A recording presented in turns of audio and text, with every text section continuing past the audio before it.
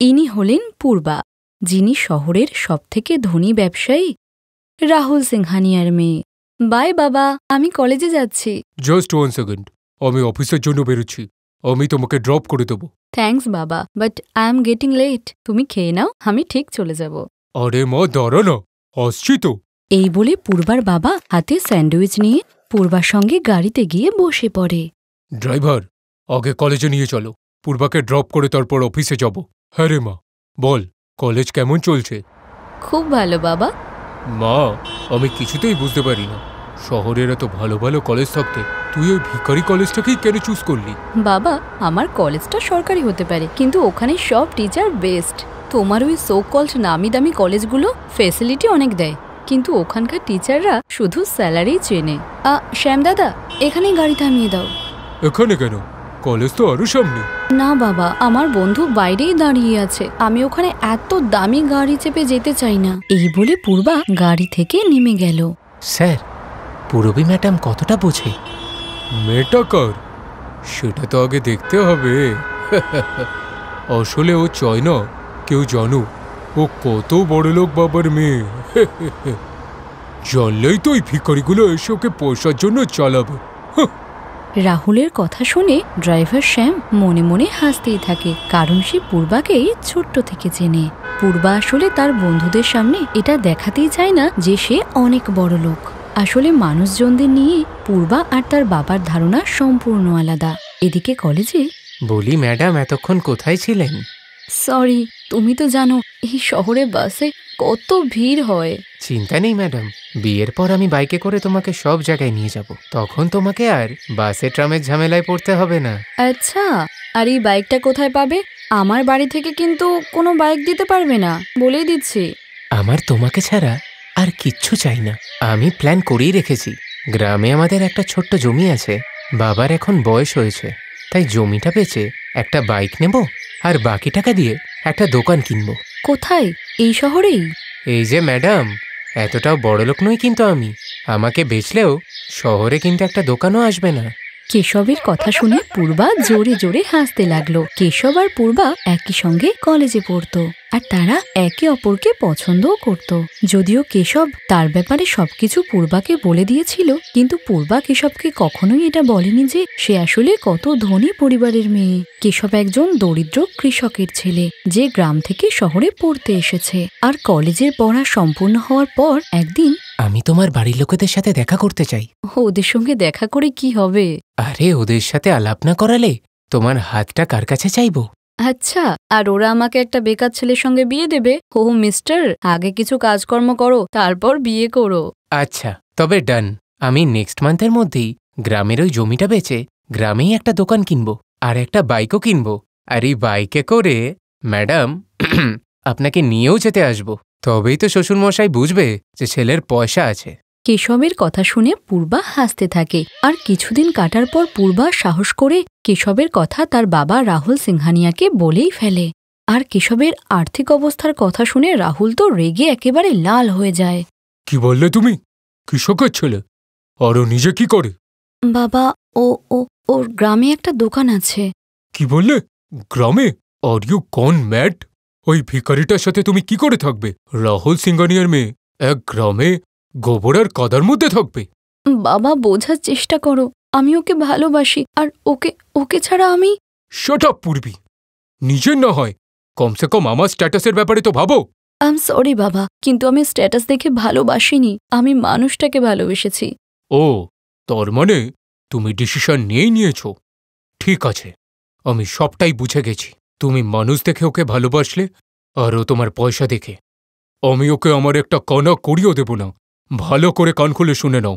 বাবা, ও তো জানেই না যে তুমি আমার বাবা, আর ও কোনো পণও চায় না। পণ তো অনেক দূরের কথা, আমি ওই ভিখারিটার মুখও দেখতে চাই না, বুঝলে? এই কথা বলে রাহুল সেখান থেকে চলে যায়। আর পূর্বা এটা বুঝতে পারে যে কেশবের সঙ্গে বিয়ে করতে কখনোই তার বাবা সম্মতি দেবে না। আর পূর্বা অন্য কোনো উপায় না পেয়ে তার ব্যাগে কিছু জিনিস নিয়ে সোজা কেশবের কাছে চলে যায়। কেশব তার নতুন বাইক নিয়ে দাঁড়িয়েছিল, আর পূর্বার মুখ থেকে সব কথা শোনার পর সে পূর্বাকে নিয়ে সোজা মন্দিরে চলে যায়, আর দুজনে বিয়ে করে নেয়। খুব সাদামাটা ভাবে তাদের বিয়ে হলেও তারা দুজনে এই বিয়েতে খুব খুশি ছিল। তারপর একদিন, কি হয়েছে, এত চিন্তা করছো কেন? পূর্বা, আমি এবার একটা বড়সড় কোনো কাজ করতে চাই।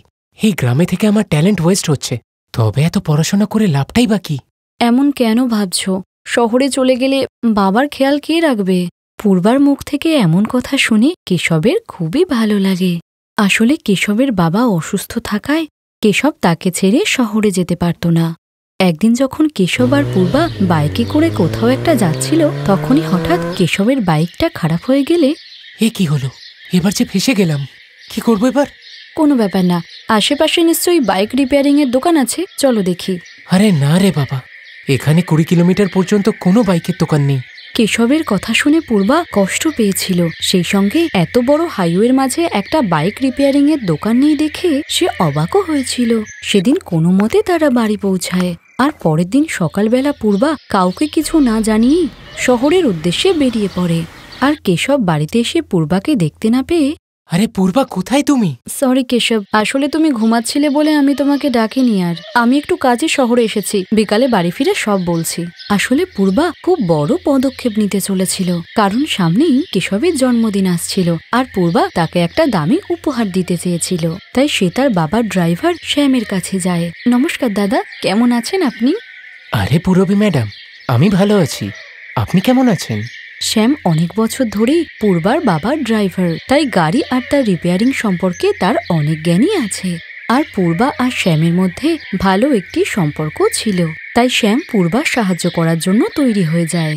আর এরপর পূর্বা সোজা ব্যাংকে গিয়ে বিজনেস ফাইল দেখিয়ে লোন পাস করিয়ে নেয়, কারণ পূর্বার বিজনেস আইডিয়া ব্যাংকের পছন্দ হয়েছিল। আর সব কাজ মিটিয়ে পূর্বা বিকালবেলাতে একটি ট্রাকে করে বাড়ি ফেরে। পূর্বা, এসব কি?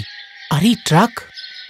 এই ট্রাকে করে আমি আমাদের খুশি আর তোমার বার্থডের গিফট এনেছি। আর ট্রাক ড্রাইভার ট্রাকের গেট খুলতেই দেখা যায় যে ট্রাকটি ছোট বড় অনেকগুলো পেটিতে ভর্তি, যেখানে বাইক রিপেয়ারিং এর সমস্ত দরকারি সরঞ্জাম ছিল। কেশব তো কিছুই বুঝতে পারে না। আর তখনই পূর্বা এগিয়ে গিয়ে কেশবকে জড়িয়ে ধরে আর খুশিতে বলে, হ্যাপি বার্থডে মিস্টার। পূর্বা শুধুমাত্র গ্রামের একটি বড় সমস্যারই সমাধান করেনি, বরং গ্রামে থেকেই কেশবকে অনেক ভালো ইনকামের একটা উপায় তৈরি করে দিয়েছিল। আর এক সপ্তাহ বাদেই ভীষণ ধুমধাম করে কেশবের অটো সার্ভিস সেন্টারে শুভ উদ্বোধন হয়। সবাই যখন তাদের জন্য হাততালি দিচ্ছিল, তখন কেশব চোখে জল নিয়ে পূর্বার দিকে তাকিয়েছিল। কেশব এটা অনুভব করতে পারছিল যে সে তার জীবনে সবচেয়ে ভালো জীবনসঙ্গী পেয়েছে, যে জীবনসঙ্গী যে কোনো পরিস্থিতিতেই তার সঙ্গেই থাকবে।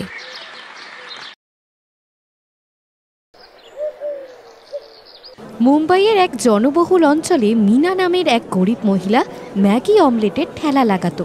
মিনার ম্যাগি অমলেটের সবাই প্রশংসা করত। বাবা, মশলা বেশি দেব না কম?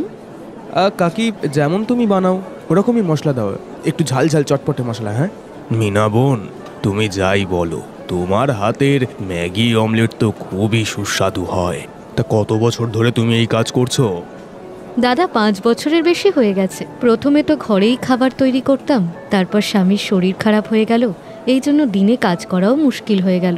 বাচ্চারাও ছোট ছিল, তাই আমি ঘরে খাবার বানানো ছেড়ে দিলাম। এরপর একদিন বাড়িতে এরকমই ম্যাগি অমলেট বানিয়ে খাওয়ালাম, সবার খুব ভালো লাগলো। তারপর আমি এই কাজ শুরু করে দিলাম। কিভাবে এত বছর হয়ে গেল আজ বুঝতেই পারি না। ব্যাস, এখন যা কামাই তাতে আমাদের দিন চলে যায়। মিনা আন্টি, কষ্টের ফল অবশ্যই পাওয়া যায়। আর তুমি তো পরিবারের জন্য কত পরিশ্রম করছো। দেখবে একদিন তোমার নাম সব জায়গায় ছড়িয়ে পড়বে, তারপর ক্রেতা আরো বেড়ে যাবে ম্যাগি অমলেটের।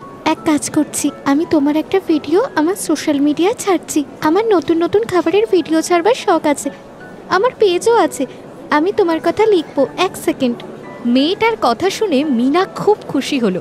মেয়েটা মিনার একটা ছোট ভিডিও বানিয়ে নিজের সোশ্যাল মিডিয়া পেজে ছেড়ে দিল। এই দেখো মিনা আন্টি, তোমার ভিডিও। দেখলে, কমেন্টও আসতে শুরু করেছে। আমি এখানের অ্যাড্রেস দিয়ে দিয়েছি, এখন তোমার কাছে লোক ম্যাগি অমলেট খাওয়ার জন্য আসবে। আচ্ছা, আমি আসি। আন্টি, থ্যাংক ইউ, তুমি খুব টেস্টি ম্যাগি অমলেট খাইয়েছো। ঠিক আছে মা, তোমাকেও অনেক অনেক ধন্যবাদ আমার ব্যাপারে এতটা ভাবার জন্য। আবার এসো। অবশ্যই আন্টি, আমি আমার বন্ধুদেরও নিয়ে আসবো। ওই মেয়েটা ওখান থেকে চলে গেল। মিনা আবার নিজের কাজে মন দিল। মিনার ভাসুর প্রকাশ 1 নম্বরের মাতাল আর ধূর্ত ছিল, কিন্তু যখন থেকে ও মিনার ভালো রোজগার হতে দেখলো, ও মিনাকে হিংসা করতে লাগলো। আর কিছু মাস পরেই ও মিনার মতো ম্যাগি অমলেটের ঠেলা লাগালো, কিন্তু ও মিনার মতো টেস্টি ম্যাগি অমলেট বানাতো না। এই জন্য ও মিনাকে ভীষণ হিংসা করত। ধীরে ধীরে মিনা সোশ্যাল মিডিয়ায় ফেমাস হতে লাগলো আর ওর রোজগারও বাড়তে লাগলো। ও কিছু পয়সা জমিয়ে স্বামীর চিকিৎসা শুরু করলো। বাচ্চাদেরও পাশে একটা স্কুলে ভর্তি করে দিল যাতে ওরা পড়তে পারে। ছেলেকে 5ম শ্রেণীতে আর মেয়েকে 6ষ্ঠ শ্রেণীতে ভর্তি করে দিল। এক সন্ধ্যায় যখন মিনা নিজের ঠেলাতে ম্যাগি অমলেট তৈরি করছিল, তখন ক্রেতারাও ওখানে দাঁড়িয়েছিল। স্যুট বুট পরা 2টো লোক ওর পাশে এলো। তোমার নাম কি মিনা? আর এই ঠেলা তুমি চালাও? হ্যাঁ, আমার নামই মিনা, আমি এই ঠেলা চালাই। কিন্তু আপনি কে? দেখুন, আমরা ফুড ইন্সপেক্টর। আপনার ঠেলার নিরীক্ষণের জন্য এসেছি। আমরা খবর পেয়েছিলাম আপনি আনহাইজেনিক খাবার বিক্রি করেন, যেটা মানুষের শরীরের জন্য ক্ষতিকারক। আমাদের বলা হয়েছিল যে তুমি তোমার ঠেলা ঠিকমতো পরিষ্কার করে রাখো না, এই কারণেই তোমার ঠেলায় তৈরি হওয়া জিনিস আমরা পরীক্ষা করব। আপনাকে কেউ আমার ব্যাপারে ভুল খবর দিয়েছে। আপনি আমার ঠেলায় তল্লাশি করতে পারেন। আপনি ধীরে সুস্থে দেখুন, আমার ঠেলায় আপনি কোনো নোংরা দেখতে পাবেন না। এই তো ক্রেতারা, ওদের জিজ্ঞাসা করুন। আমাদের কাউকেই জিজ্ঞেস করার দরকার নেই। আমরা যা অর্ডার পেয়েছি আমরা ওর উপরেই কাজ করছি। সরো, আমাদের চেক করতে দাও। এই দেখো, এটা কি? পুরনো ডিম, পুরনো ম্যাগি, সব কিছু একদম বেকার। সরাও এখান থেকে এই ঠেলা। এবার তুমি তোমার ঠেলা তখনই বসাতে পারবে যখন তোমার বিরুদ্ধে কোনো প্রমাণ থাকবে না। এখন যাও এখান থেকে। আরে সাহেব, এসব তো পরিষ্কারই। আপনি আমার জিনিস নষ্ট কেন করছেন? এটা ঠিক নয়। ক্রেতারাও এসব দেখে ঘাবড়ে গেল, কিন্তু কারোর সাহস ছিল না মিনাকে সাহায্য করার মতো। মিনার পুরো ঠেলা ভেঙে দিয়ে ওই 2 ফুড ইন্সপেক্টর ওখান থেকে চলে গেল। মিনা ঠেলা লাগাতে পারছিল না, হয়তো কেউ আসবে এই ভেবে ও 2-1 দিন ওখানেই বসেছিল। যখন মিনার ঠেলা বন্ধ হয়ে গেল, তখন ক্রেতাদের ভিড় প্রকাশের ঠেলায় হতে লাগলো। ভালো মজা দেখিয়েছে এই মিনাকে। এবার দেখবো যে ঠেলা কি করে লাগায়। হ্যাঁ, মিনার ভাসুর তো খুব খুশি হলো, কারণ এই সব কীর্তি ওরই ছিল। আর ঠিক তখনই ওই মেয়েটা যে মিনার ভিডিও সোশ্যাল মিডিয়ায় ছেড়েছিল, সে বন্ধুদের সাথে ওখানে পৌঁছলো। কিন্তু মিনার এই হাল দেখে ও খুব কষ্ট পেল। আন্টি, তুমি ওদের কোনো কার্ড দেখেছো যে ওই ফুড ইন্সপেক্টর কোথা থেকে এসেছে? নাম তো থাকবেই, যাতে আমরা ওর ব্যাপারে খোঁজ নিতে পারি। জানি না মা, আমরা গরিব, এসব কি করে জানবো? সরকারি লোক ছিল। ওদের সামনে কারোর সাহস হলো না। সহেলি, টেনশন নিস না, আমার বাবার বন্ধুও তো ফুড ইন্সপেক্টর। উনি এই ব্যাপারে নিশ্চয়ই জানবেন। হতে পারে উনিই আমাদের কিছু হেল্প করতে পারেন। ঠিক আছে সবিতা, তুমি একবার বাবাকে ফোন করো, এই অসহায় আন্টির হেল্প হবে। সবিতা নামের ওই মেয়েটি নিজের বাবাকে ফোন করলো, কিন্তু সত্যি তো কিছু অন্যই ছিল। সহেলি, মিনা আন্টির সাথে ধোঁকা হয়েছে। এমন কোনো ফুড ইন্সপেক্টর নেই যিনি ওনার ঠেলাটাকে সরিয়েছেন। নিশ্চয়ই এটা কারুর চাল। এই অসহায় আন্টিকে কেউ ধোঁকা দিয়েছে। কি? ও ফুড ইন্সপেক্টর নয়তো কে ছিল? আন্টি, সবিতার বাবা কথা বলছে, জানা যাবে। কিন্তু তোমার কি কারোর উপর সন্দেহ হয় যে তোমাকে ঠকাতে পারে? আমি সব বুঝে গেছি মা। ওই যে সামনে ঠেলাটা দেখছো, ওটা আমার ভাসুর প্রকাশের ঠেলা। ও আমায় অপছন্দ করে। আমার তো মনে হচ্ছে এসব ওরই চাল। ও এই ব্যাপারে একবারও আমায় জিজ্ঞাসা করতে আসেনি। টেনশন করো না আন্টি, ও নিজেই নিজে সত্যিটা বলবে। আমি যেমনটা বলছি তুমি তাই করো। মিনা ওর ভাসুরের নামে পুলিশে রিপোর্ট করলো। পুলিশের ভয় ওর ভাসুরও সব সত্যি বলে দিল। ওই 2 জন লোক পুলিশের হাতে ধরা পড়ল। ওরা কোনো ফুড ইন্সপেক্টর ছিল না, ওরা ওর ভাসুরেরই লোক ছিল। আমার ক্ষমা করে দিন ইন্সপেক্টর সাহেব, আমার ভুল হয়ে গেছে, আমার শাস্তি দেবেন না। মিনা, তুই তো জানিস যে ঘরে শুধু আমিই রোজগার করি। যদি আমার শাস্তি হয় তো তোর বৌদি আর বাচ্চা একেবারে রাস্তায় এসে দাঁড়াবে। মিনা, ইন্সপেক্টর সাহেব, ওকে ছেড়ে দিন, কোনো সমস্যা নেই। আমার বৌদি আর বাচ্চাদের কথা খেয়াল আছে, তাই এমনটা করছি। ঠিক আছে, আপনার কথায় আমি ওকে ছেড়ে দিচ্ছি। আর খেয়াল থেকে যেন আজকের পর যদি তুমি ওকে বিরক্ত করার চেষ্টা করো না, তো সোজা জেলে পৌঁছবে ভাই। মিনা প্রকাশের মতো খারাপ ছিল না। ও প্রকাশকে ক্ষমা করে দিল আর রিপোর্ট তুলে নিল। কিন্তু পুলিশ ওই এলাকায় প্রকাশকে ম্যাগি অমলেটের ঠেলা লাগাতে বারণ করে দিল। আর মিনার ঠেলা এবং জিনিসপত্র লোকসানের জন্য প্রকাশকে জরিমানাও করা হলো।